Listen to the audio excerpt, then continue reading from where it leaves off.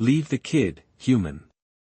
The words came through Captain Lyra Voss's translator with the cold snap of a rifle bolt, sharp enough to cut through the sirens, the static, and the endless groan of a station dying around them.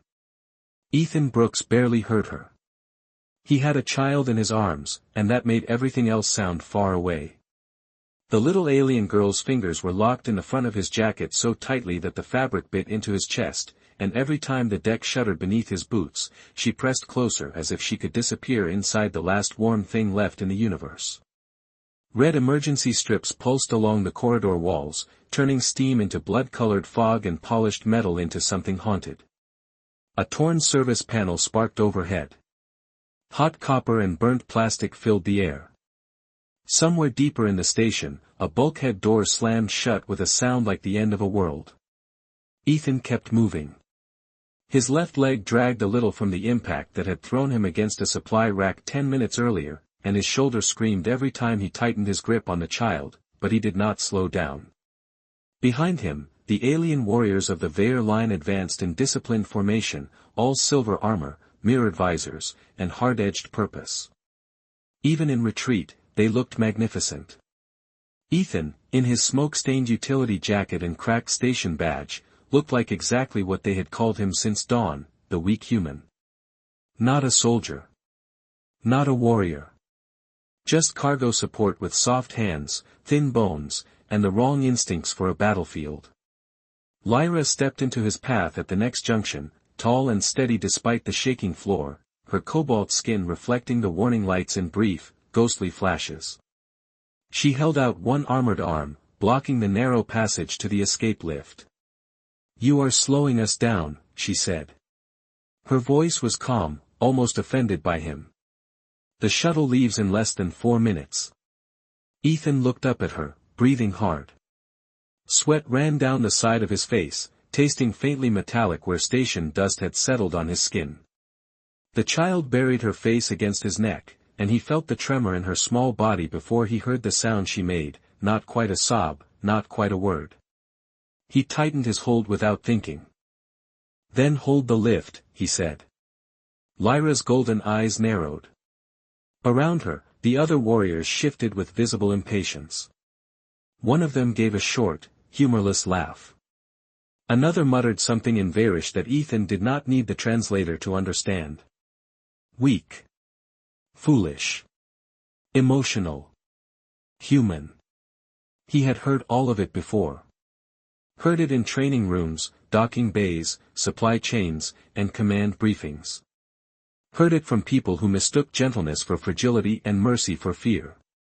The station lurched again, hard enough to flicker the lights.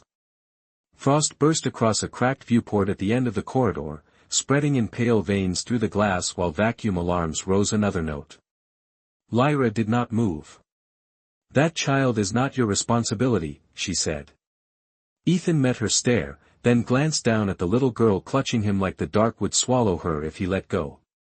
Her skin was a soft blue-gray under the emergency lights, her breathing fast and shallow, her eyes too wide for someone so small.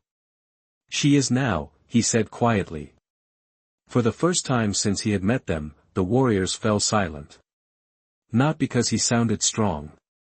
Not because he looked dangerous. But because he did not. Because he was shaking, limping, outmatched, and still refused to set the child down. Somewhere beyond the sealed blast doors, something heavy struck the outer hull, and the whole corridor groaned like old ice. Lyra studied him for one long second, as if seeing a creature she had misnamed. Then, without a word, she turned toward the lift and drew her blade in a line of blue light.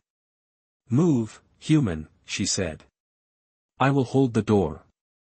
The lift doors opened with a tired hydraulic sigh, and Ethan stepped inside without waiting for permission, the child still wrapped around him like a second heartbeat.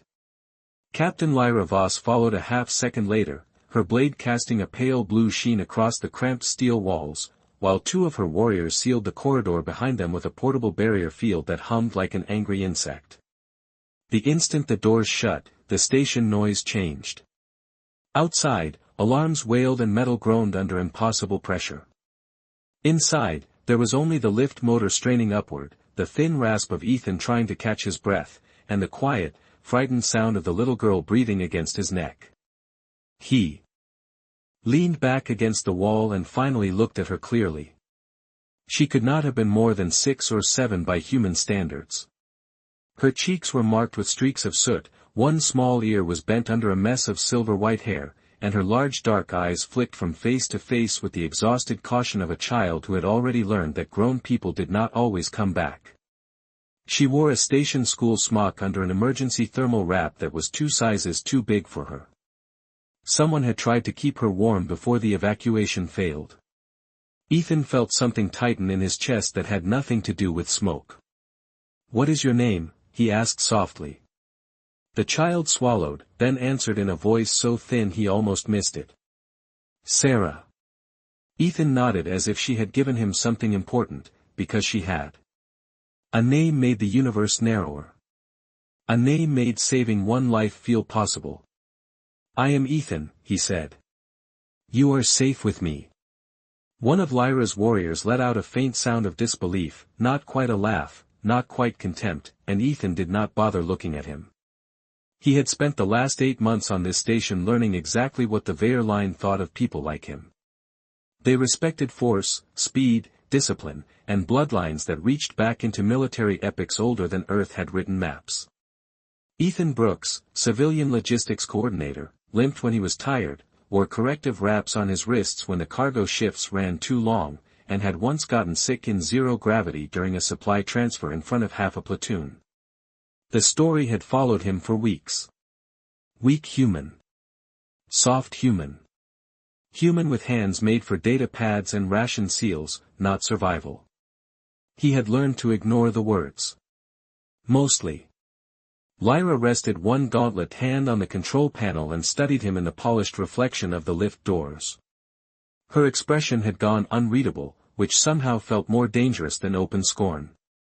"She is not there," she said after a moment. Ethan glanced up. "I figured that out." Sarah's features did not match the sharp, regal angles of the captain's people. Her skin held a softer shade, dusk blue instead of cobalt, and the delicate silver markings at her temples looked ceremonial rather than martial. Lyra's gaze dropped briefly to the child and then returned to Ethan. "Her kind lived in the lower civilian quarter," she said. "When the first breach happened, command diverted shields to the military docks." Ethan stared at her. The lift climbed another level with a shudder. "You left the families exposed." One of the warriors turned toward him immediately, offended by the accusation, but Lyra silenced him with nothing more than a look. For the first time, something colder than pride moved across her face. Not anger. Recognition. "Command did," she said. "Not all orders are honorable." Ethan let that sit between them. It changed something, hearing her say it. Not enough to trust her.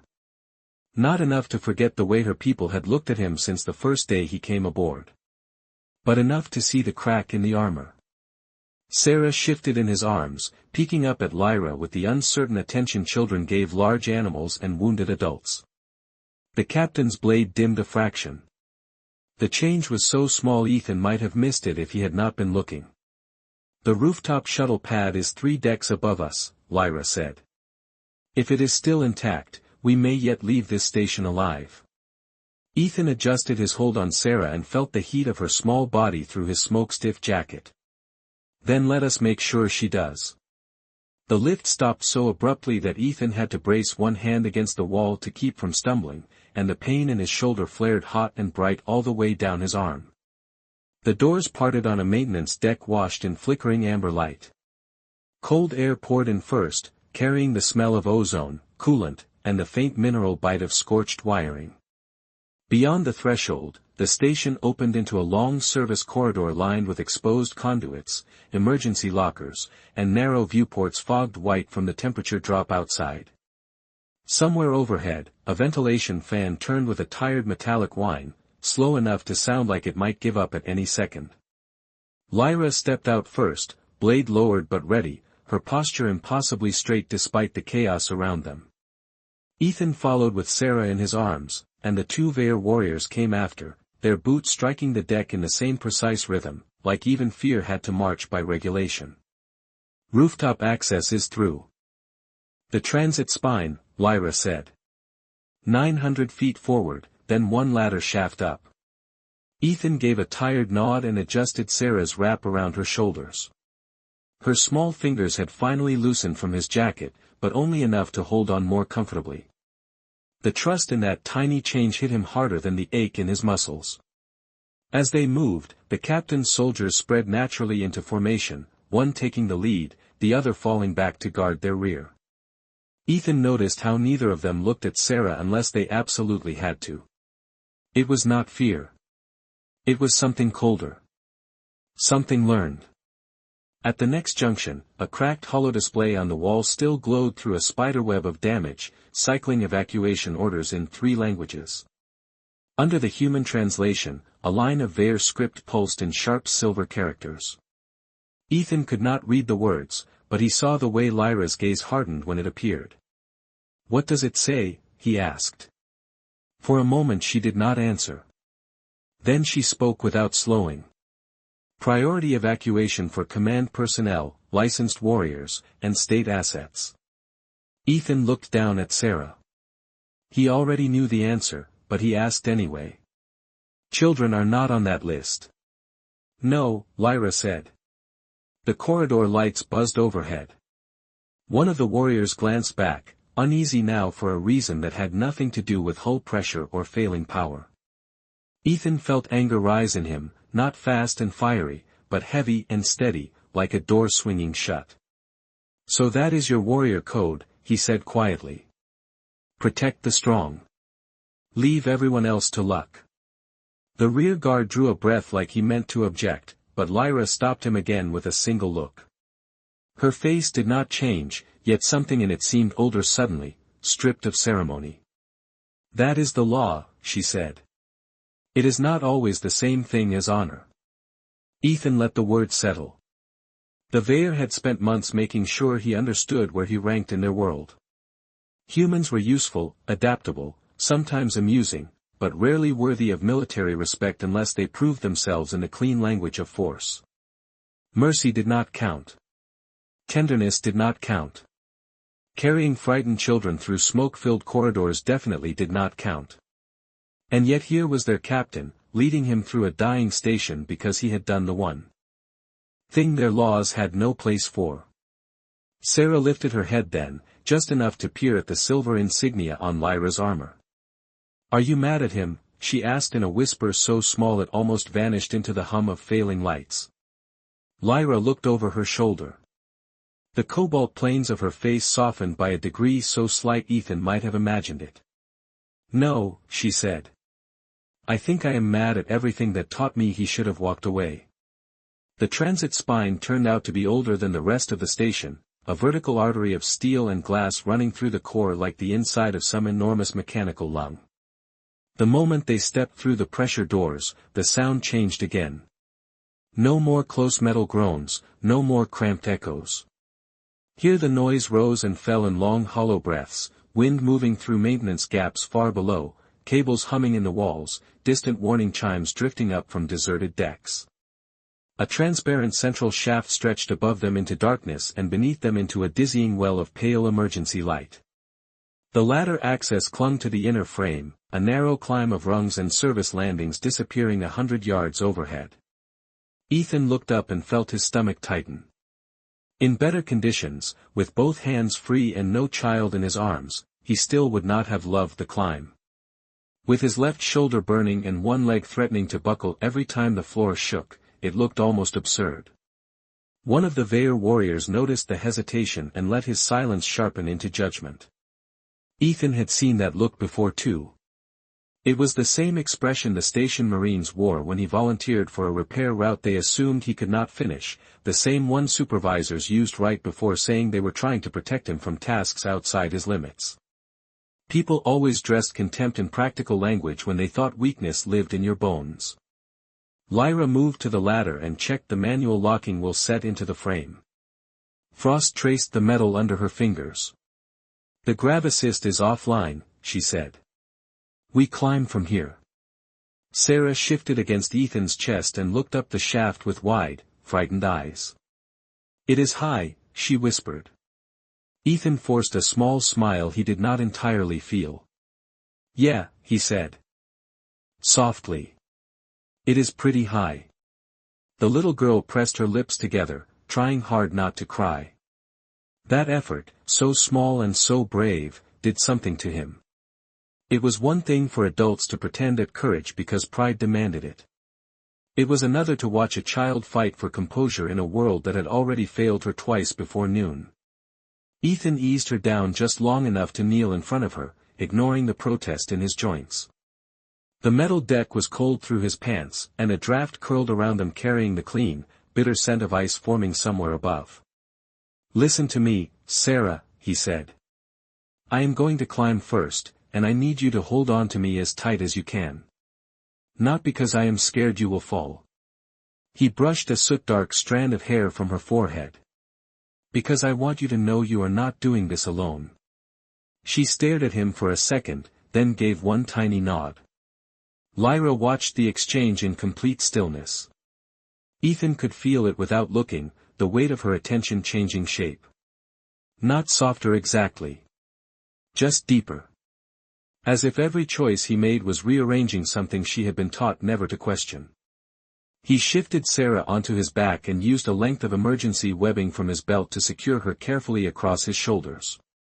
The wrap was old station issue, faded orange with black safety stitching, but his hands knew the knots from years of cargo work and emergency drills. Pull, loop, lock, test. Practical things. Human things. The kind nobody celebrated until the moment they kept someone alive. When he rose, the shaft swayed slightly in his vision. Lyra stepped close enough for him to see the fine silver lines at the corners of her eyes and the reflection of the warning lights moving across her irises.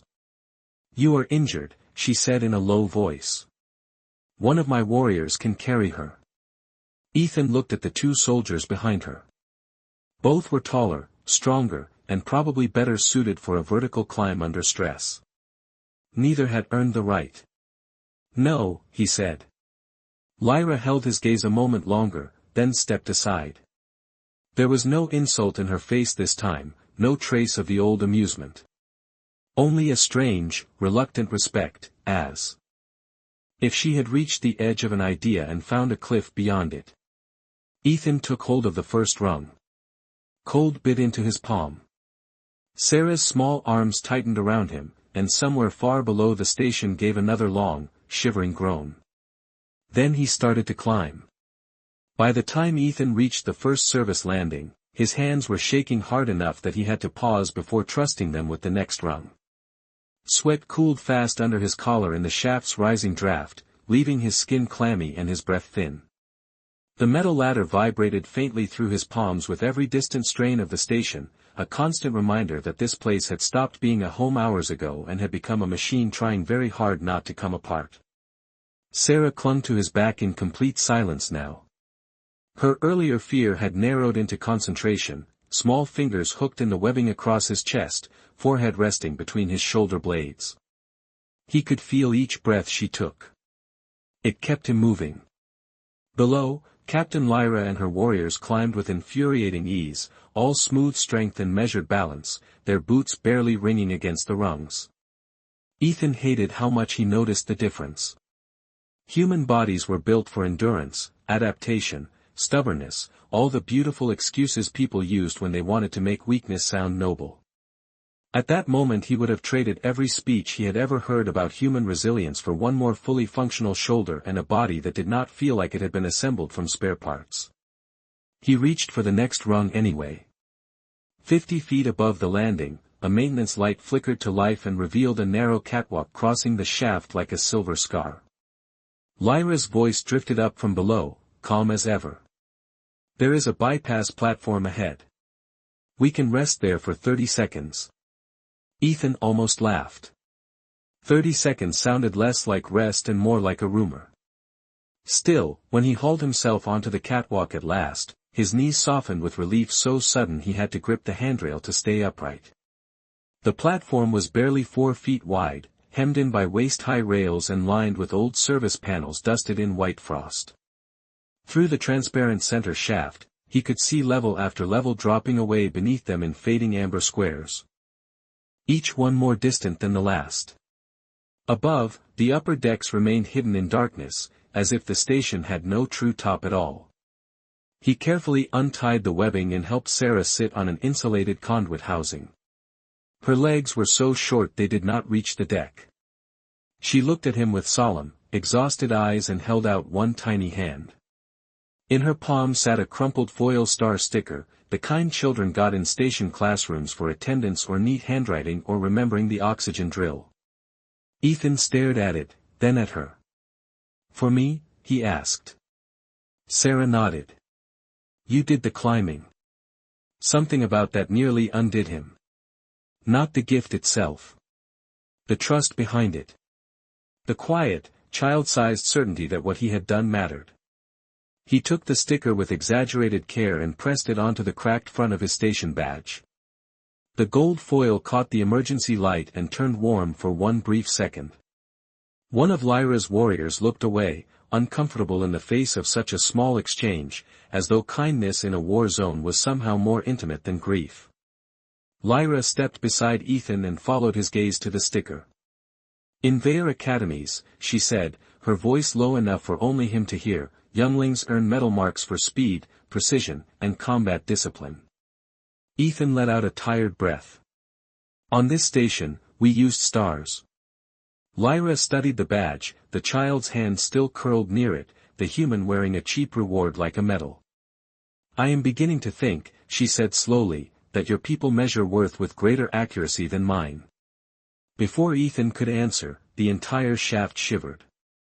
A deep mechanical thud rolled through the structure from somewhere above, followed by the hiss of pressure seals engaging out of sequence. The catwalk lights flashed from amber to red. A new message appeared across the nearest service panel in block letters bright enough to hurt the eyes. Rooftop access lockdown in effect. Authorization revoked. Ethan felt the cold settle deeper into his bones. They had climbed all this way, and someone at the top had just decided they were not coming through. For a moment nobody moved. The red warning light washed over the catwalk in slow pulses, turning frost to rust and silver armor to dark silhouettes. Ethan stared at the lockdown message until the words blurred, then blinked hard and read them again as if a second look might make them kinder. It did not.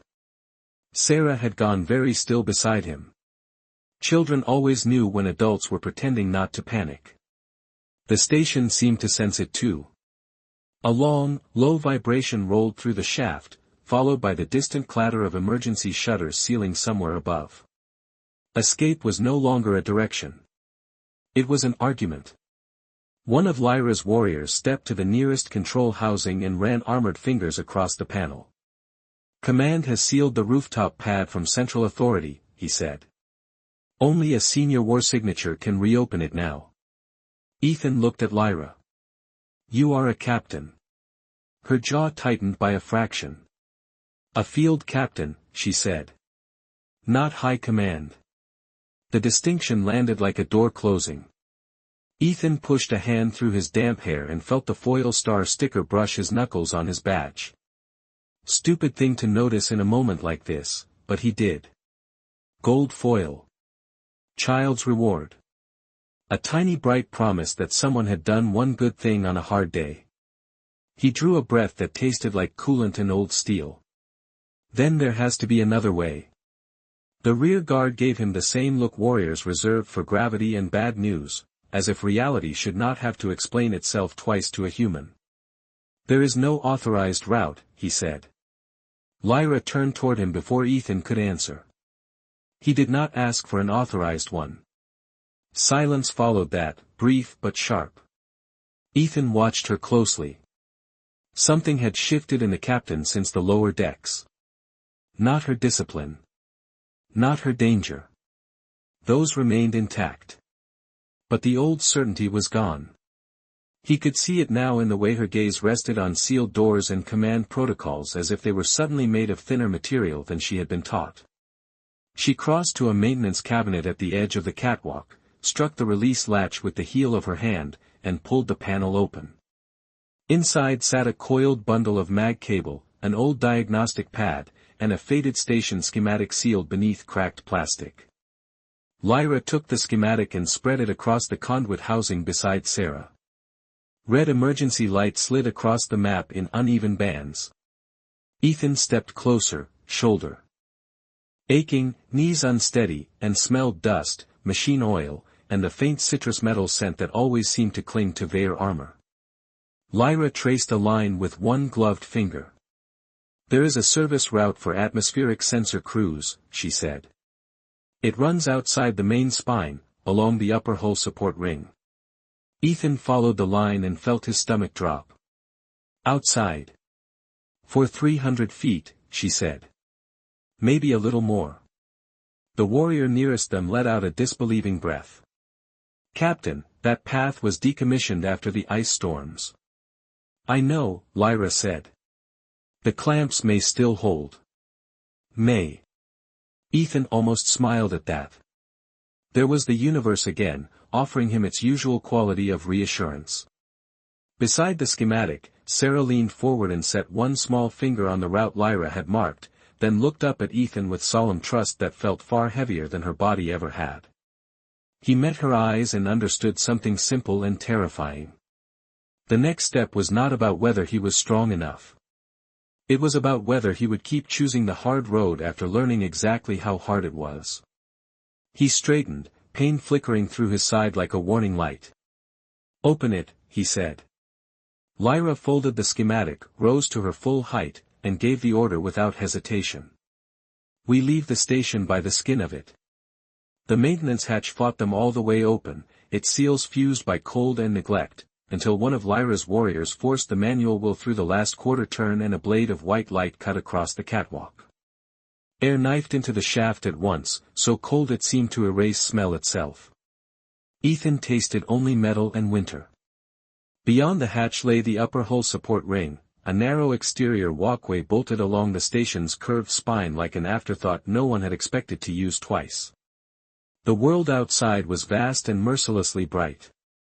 Stars burned in hard silver clusters above the station's battered arc, while the gas giant below filled half the sky in bands of blue, gray, and pearl, its storm systems turning in complete silence. Frost covered the outer plating in pale scales. Antenna masts and sensor vanes rose from the hull like the ribs of something ancient and mechanical, each one rimmed in ice. Ethan stepped to the threshold and felt his body recoil before his mind could catch up. There was a difference between climbing inside a damaged station and standing on its skin with the planet turning beneath you. The handrail was barely waist high. The walkway looked no wider than 20 inches in places. "I do not like this," Sarah whispered behind him. Ethan turned and saw her framed by the hatch light, small and solemn in her oversized wrap, silver hair lifting in the draft. He crouched despite the protest in his knees and pulled one of the emergency thermal hoods from a wall kit, fitting it gently over her head and tucking the edges around her ears. "That makes 2 of us," he said. "But we are going to do it anyway." She looked at him as if weighing the truth of that, then nodded with the grave determination only children and old soldiers ever seem to manage. Lyra moved past them and clipped a mag line from her belt to the exterior rail. The hook snapped into place with a hard metallic click. Her warriors followed, efficient and silent, though Ethan noticed the brief hesitation in one of them as he looked out into the open dark. Good. That made him feel less ridiculous. Lyra held out the last line to Ethan. "Secure her to you, then secure yourself to the rail. Keep 3 points of contact at all times. If the station shudders, stop moving and lower your center of gravity." He took the line from her numb fingers and tried not to think about how much trust was contained in that small exchange. Not trust in his strength. Trust in his stubbornness. Trust that once given a child and a direction, he would keep going until either the route ended or he did. He fastened Sarah to his back again, tighter this time, then clipped his own harness to the rail. The cold bit instantly through his gloves when he touched the outer handhold. It was not the dry cold of a winter morning on Earth. It was sharp and technical, a cold that belonged to machinery and altitude and the absence of mercy. They began to move. One careful step. Then another. The station curved away beneath them in a long silver sweep, scarred by heat marks and dusted with ice. Every few feet, Ethan passed old maintenance stamps in faded paint, dates, inspection codes. Human and alien initials from years when people had walked this route under ordinary skies to fix ordinary problems. That touched him more than he expected. Someone had once come out here complaining about schedules and coffee and broken sensors, not war, not triage, not abandoned families. Somewhere behind him, Lyra's voice came through the wind, lower than before, meant only for him. When I was a cadet, she said, they taught us that fear was a flaw to master. Ethan kept his eyes on the next frozen handhold. And now? For a moment there was only the whisper of air over the hull. Then she answered. Now I think fear is simply what happens when something matters enough. He looked back at her then, just once, and saw that the captain who had mocked him with silence and rank on the lower decks was gone. In her place was someone harder to categorize and, because of that, far more human than she would have liked to admit. Halfway across the outer support ring, the station shuddered so hard that the rail jumped in Ethan's hand and the whole line of them dropped instinctively toward the hull. For one suspended second there was no sound at all, only the white glare of starlight on frost and the immense curve of the gas giant below, and then a wave of vibration rolled through the plating beneath their boots with a deep metallic moan that seemed to travel from one end of the station to the other. Ice crystals skittered across the walkway like thrown sand. Sarah tightened against his back, her breath hot through the layers at the base of his neck. Ethan pressed one knee to the frozen deck and waited for the shaking to pass, counting slowly in his head because numbers still worked when courage got thin. 1, 2, 3. Beside him, Lyra had one hand locked to the rail and the other spread flat against the hull, her posture low and controlled, silver hair whipping against the dark collar of her armor. When the tremor eased, she lifted her head and pointed ahead through the haze of drifting frost. About 60 feet forward, half hidden under a ridge of antenna housing, a rounded blister protruded from the station skin with a narrow access seam cut into its side. Sensor pod, she called over the wind. If the seal still holds, we rest there. Ethan did not ask what happened if it did not. He just pushed himself upright and kept moving, one boot at a time, every step measured against the pull in his shoulder and the ache crawling higher through his leg. By the time they reached the pod hatch, his gloves had gone stiff with cold. One of the Vair warriors keyed the manual override, and after a stubborn hiss the door cracked open just enough to spill a ribbon of amber light across the walkway. Warmth did not exactly greet them, but the air inside was at least still. The sensor pod was barely larger than a utility shed, crowded with dead monitors, folded maintenance stools, and a central console frosted over in delicate fern patterns. Someone had left a ceramic mug clipped to a tool rack years ago. A human mug, judging by the faded cartoon rocket ship on the side. Ethan felt an unexpected pang at the sight of it, at how ordinary it was, how carelessly hopeful. He eased Sarah out of the harness and settled her onto an insulated bench while Lyra sealed the hatch behind them. The silence inside the pod was different from the silence outside. Not empty. Held. Like the room was waiting to see what kind of people had entered it. Sarah rubbed her small hands together, then looked at Ethan's face with quiet concern. Your lips are blue, she said. Ethan smiled despite himself. That is rude to point out. The little girl blinked, uncertain whether she was allowed to laugh, and then a tiny sound escaped her anyway. It was not much, barely more than a breath with happiness in it, but in that cramped metal room it landed like proof that the universe had not become entirely cruel. Ethan unscrewed the cap from his emergency canteen and offered it to her first. She took only a little, then tried to hand it back. More, he said. That is an official human order. She obeyed this time. Lyra watched from across the pod, helmet tucked under one arm, her golden eyes moving from the child to the canteen to the cracked station badge on Ethan's chest, where the foil star still clung stubbornly above his name. On Vair warships, she said quietly, water is rationed by rank during evacuation. Ethan recapped the canteen and leaned his head back against the bulkhead for one grateful second. On Earth, he said, you give it to the kid who needs it most. Lyra looked down at her hands, long blue fingers resting on scarred gauntlets she suddenly seemed reluctant to wear. Your people make loyalty look different than mine. Ethan turned toward her. Outside, wind whispered over the hull. Inside, old electronics ticked as they cooled. Sarah, wrapped in station orange and borrowed courage, was already leaning toward sleep. Maybe not different, he said softly. Maybe just pointed at different things. Lyra held his gaze for a long moment, and when she finally looked away, it was not with pride or offense. It was with the expression of someone standing in the ruins of a belief and realizing the sky above those ruins was much larger than she had been told. The sensor pod should have been dead, but as the room settled around them and the wind dragged its cold fingers across the outer hull, one of the dark monitors gave a faint pulse of blue. Ethan noticed it first because the light reflected in Sarah's eyes. She had not fallen asleep after all. She was staring at the console with the strange, distant focus children sometimes had when memory woke up before language did. Lyra saw it a second later and crossed the pod in 2 silent steps, her armor whispering softly against itself. Do not touch anything yet, she said to her warriors, but her voice had changed. It was no longer the clean tone of command. It carried caution now, and something close to concern. Sarah slid off the bench before Ethan could stop her.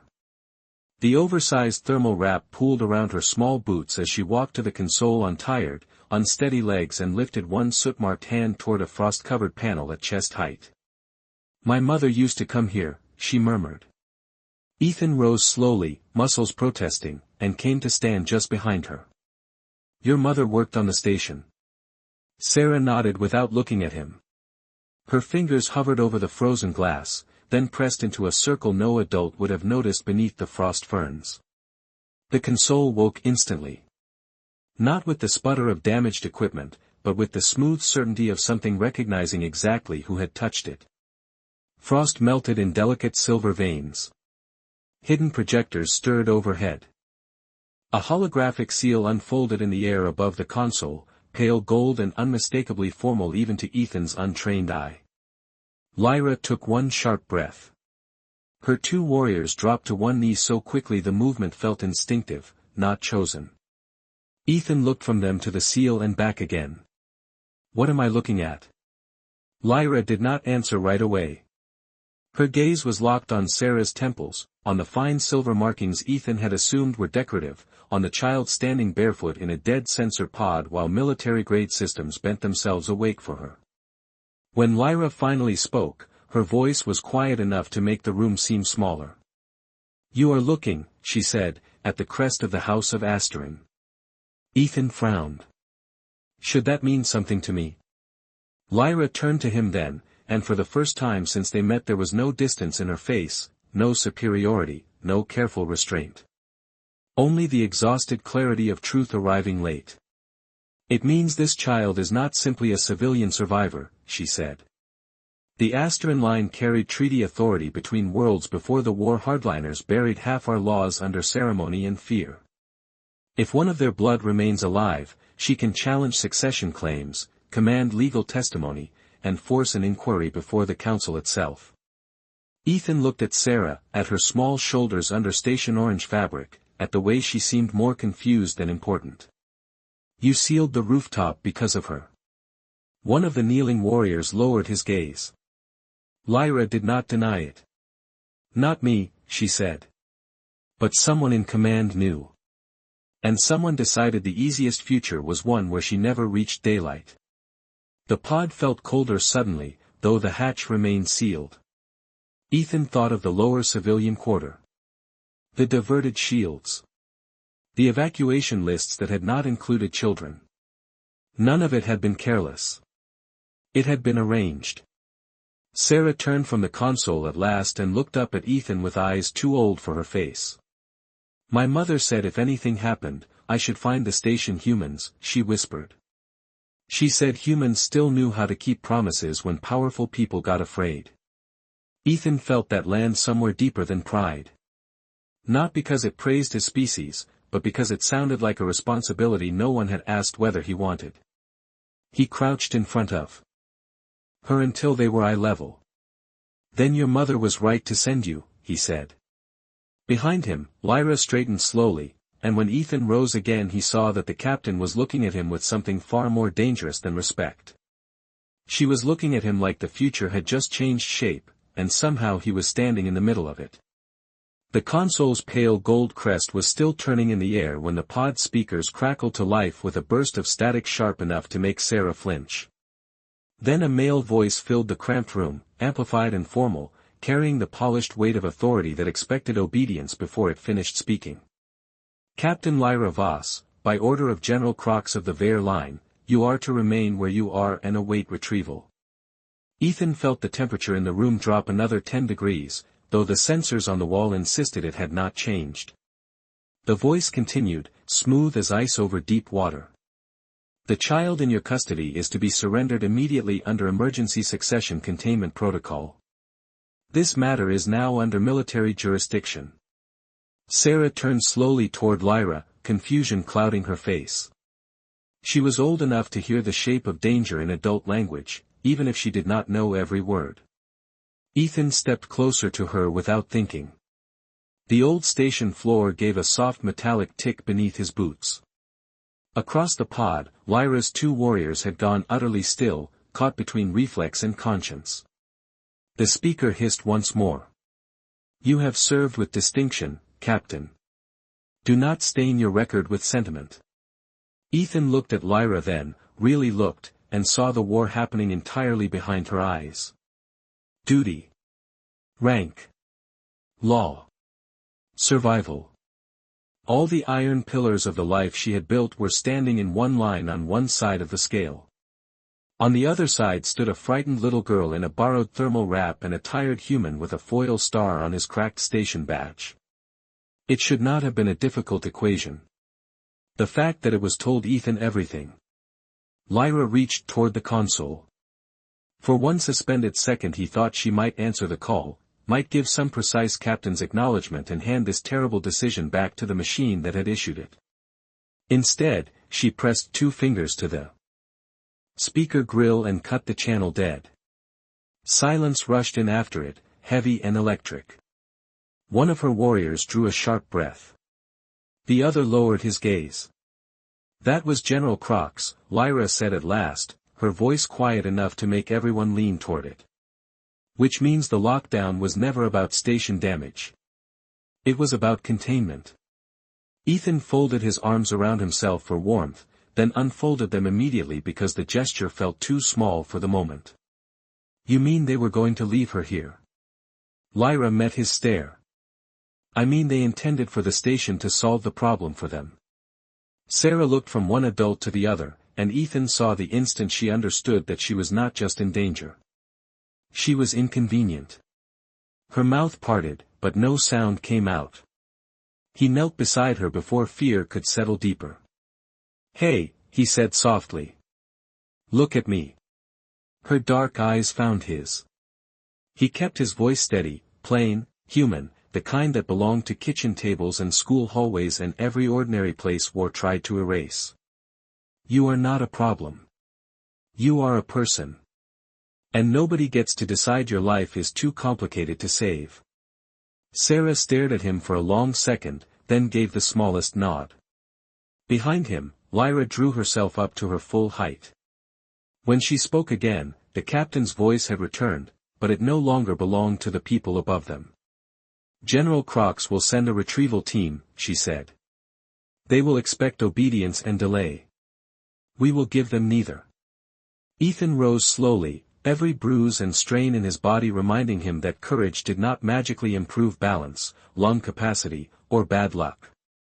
So what now? Lyra stepped to the hatch and keyed the outer camera. On the screen, beyond streaks of ice and static, the upper hull ring continued toward the rooftop structure like a silver thread under the stars. Far in the distance, barely visible through the glare, a shuttle beacon pulsed once, then twice. Hope, cold and far away. Lyra looked at Ethan, then at Sarah, and made the kind of choice that rearranged a life even before anyone survived it. Now, she said, we outrun our own side. The hatch opened onto a harder cold than before, the kind that slipped through seams and gloves and thought itself entitled to bone. Ethan stepped back onto the outer ring with Sarah secured against him and felt the station beneath his boots give a long, tired shiver, as if the whole structure knew time had run out and was trying not to say it aloud. Ahead, the rooftop structure rose from the curved hull in a cluster of antenna fins and armored plating, its beacon flashing through drifting frost like a heartbeat trying to stay regular. Behind them, somewhere deep inside the station skin, sealed doors were already cycling and maglocks were releasing in sequence. Retrieval team. The phrase did not sound like rescue anymore. It sounded like polished boots, cold voices, and people who had decided the cleanest future was the one that required the fewest witnesses. Lyra moved fast now, low against the rail, her warriors following with clipped efficiency that no longer belonged to command but to her. Ethan kept pace as best he could, each step a negotiation with his shoulder and the dull electric ache climbing up his leg. Sarah had gone quiet again, but not the frightened kind of quiet from earlier. This was listening quiet. Trusting quiet. The sort that made him stand straighter than pain wanted him to. They had covered maybe 40 feet when Lyra stopped so suddenly Ethan nearly walked into her. She pointed to a narrow maintenance spur branching off the main ring toward a dish array half buried in ice. The shuttle pad door is still sealed from Central Command, she said. The beacon is active, but the landing clamps will not release unless someone overrides them from the external relay node. Ethan followed her gaze to the spur. It was thinner than the walkway they were already on, barely a maintenance ledge wrapped around open dark, with no full rail and only intermittent handholds cut into the hull. At the far end, mounted beneath the communications dish, a relay box blinked dim green under a crust of frost. Maybe 70 feet away. Maybe the longest distance he had ever seen. One of Lyra's warriors checked his wrist display and spoke with an urgency that stripped all ceremony from his voice. Captain, internal signatures are moving toward the upper hatch. 2 minutes, perhaps less. Lyra's jaw set. She looked at the relay, then at Sarah, then at Ethan, doing the math no one wanted. I can take the child to the shuttle if the clamps release, she said. But if I go to the relay, I may not make it back to the pad in time. Ethan understood before she finished. That was the terrible thing about bad choices. Real ones announced themselves early. He looked at Sarah over his shoulder. Her hood had slipped back a little, silver hair trembling in the wind, dark eyes fixed on his face with that same unbearable faith. He thought of the foil star on his badge. Of a station classroom somewhere below. Of a mother telling her daughter to trust the humans because someone in the universe still knew how to keep promises when powerful people got afraid. He unclipped Sarah's harness with fingers that felt much steadier than the rest of him and gently placed her into Lyra's arms. The captain stared at him. Ethan. It was the first time she had said his name like it mattered. He tightened the strap on his gloves and looked once at the relay node, then back at her. Get her to the shuttle, he said. I will open the pad. One of the warriors took a half step forward. Human, that ledge is not for someone in your condition. Ethan almost smiled at that, because there it was again, the old story, weakness measured in muscle and balance and the wrong kind of body. Maybe they were right. Maybe he was not built for this. But he had never mistaken difficulty for permission to quit. He met Lyra's golden eyes and saw fear there at last, not for herself, but for him. That changed something in the cold air between them. You said fear is what happens when something matters enough, he told her. Well, she matters. Then, before anyone could argue him into safety, Ethan turned and stepped onto the narrow maintenance spur alone. Ethan did not look down. The maintenance spur was too narrow for philosophy and far too narrow for second thoughts. Frost crackled under his boots with each careful step, and the handholds cut into the hull felt like pieces of winter bolted to a dying machine. Behind him, the main ring seemed suddenly very far away, though he could still hear Captain Lyra's voice carrying over the wind, issuing orders in sharp bare syllables that no longer belonged to General Crox or anyone above the station. Ahead, the relay node blinked through ice in patient green pulses, as if it had all the time in the world. Ethan did not. Halfway there, the station shivered again, a long rolling tremor that traveled up through the ledge into his knees and jaw. He flattened himself against the hull and held still, breathing in short white bursts while the gas giant below turned in magnificent silence. His left shoulder had gone from pain to numbness, which worried him more. Numbness meant the body was tired of complaining. It meant the bill would come later. When the tremor passed, he pushed forward until the relay box finally stood within reach, a squat block of weathered metal crusted in pale ice. He scraped the frost away with his glove and found an old mechanical release beside the dead touchscreen. Human design, or at least human influence. Something built with the humble assumption that systems failed and hands still mattered. Ethan laughed once under his breath, short and tired. "Thank God for maintenance crews," he murmured, then braced his boots and pulled. The lever resisted like it had forgotten what duty felt like. He pulled harder. Behind him, from the direction of the rooftop hatch, a new sound cut through the wind. Not an alarm. Not metal strain. Boots. Disciplined, fast, approaching. Retrieval team. Ethan did not need to see them to know General Crox had arrived in the shape of obedience. He set his teeth and hauled the lever down another inch. Somewhere across the hull, a deep locking mechanism answered with a heavy internal thunk. Not enough. On the main ring, voices rose, one of them broad and amplified by command authority. Even at a distance, Crox sounded like polished stone. "Captain Voss," he called. "Stand aside. The child will be placed under secure protection, and the human will be commended for his temporary assistance." Ethan froze for one dangerous second, because even from out here he could hear the lie in how gently it was spoken. Temporary assistance. Secure protection. This was how powerful people renamed fear until it sounded reasonable. Then Lyra answered, and her voice crossed the cold like a blade drawn clean. "No." The single word hit harder than any speech could have. Ethan risked a glance over his shoulder. On the ring near the rooftop hatch, Lyra stood between Sarah and the newly arrived command unit, her silver hair bright against the dark plating, one arm extended protectively before the child. Her two warriors had moved to either side of her, not kneeling, not wavering. Across from them stood General Crox in black command armor edged with ceremonial gold, flanked by soldiers who looked built for certainty. Sarah was tucked behind Lyra's leg, small hands gripping the captain's armor as if she had already decided where safety lived.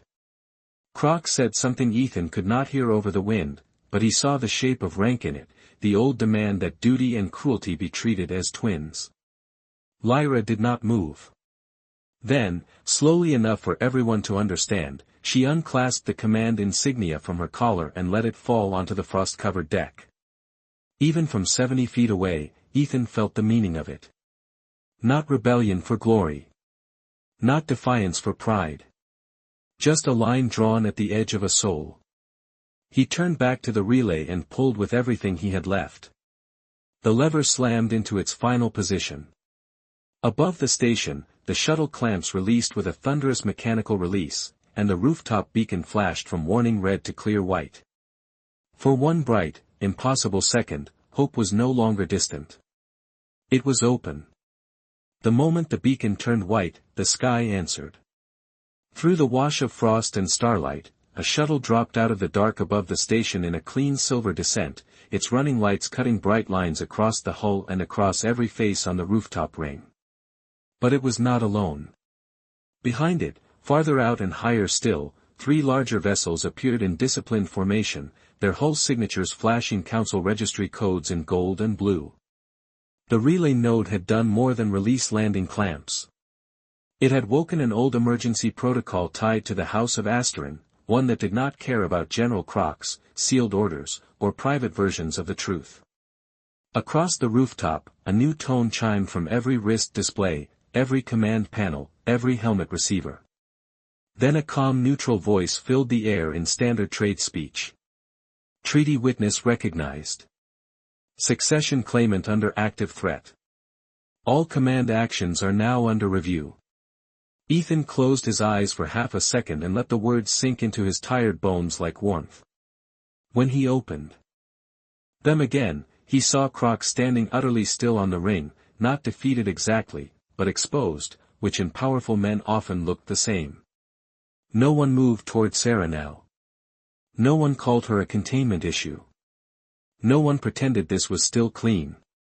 Captain Lyra turned first, breaking the frozen geometry of the standoff, and ran to Ethan across the main ring with the kind of speed that had nothing to do with military elegance and everything to do with fear finally admitting its name. She reached the start of the maintenance spur and dropped to one knee, one hand on the hull, the other extended toward him through the killing cold.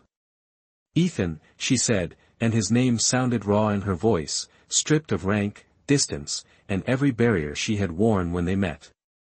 "Come back." He tried to answer with something steady, something human and mildly self-deprecating, but what came out first was a breath that shook. So he just nodded and started toward her. The walk back felt longer than the entire journey there. His fingers were numb, his leg untrustworthy, and the station seemed determined to remind him that survival was not a right but a negotiation. Still, step by step, he crossed the narrow spur until Lyra caught his forearm in both hands and pulled him onto the ring with more care than force. For one strange quiet second, neither of them let go. Then Sarah slipped free from behind Lyra and ran the last few feet in her oversized wrap, throwing her small arms around Ethan with all the fierce certainty of a child who had chosen her person and would not be corrected by politics, bloodlines, or war.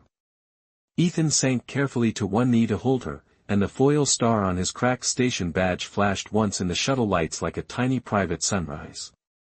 Around them, the wind moved over the hull in a long cold whisper. General Croc's soldiers looked from the child to the arriving council ships to Lyra's discarded insignia on the deck, and something old and rigid began to loosen in the silence. One by one, without command, the warriors lowered their weapons. Not in surrender to fear. In recognition of something stronger than it. Then the first of them touched a fist to his chest and bowed his head toward Ethan. Another followed. Then another. Soon even those who had mocked him on the lower deck stood in still, unguarded respect beneath the white beacon, honoring the weakest body among them because they had finally learned where strength actually lived. Ethan looked up at Lyra, at the child in his arms, at the stars over a station that had nearly forgotten what it was built for, and he understood with sudden painful clarity that the universe did not change because mighty people gave speeches. It changed because someone tired, frightened, and entirely ordinary refused to step aside when a small life needed shelter. The shuttle settled onto the rooftop with a soft hydraulic hush, and in the bright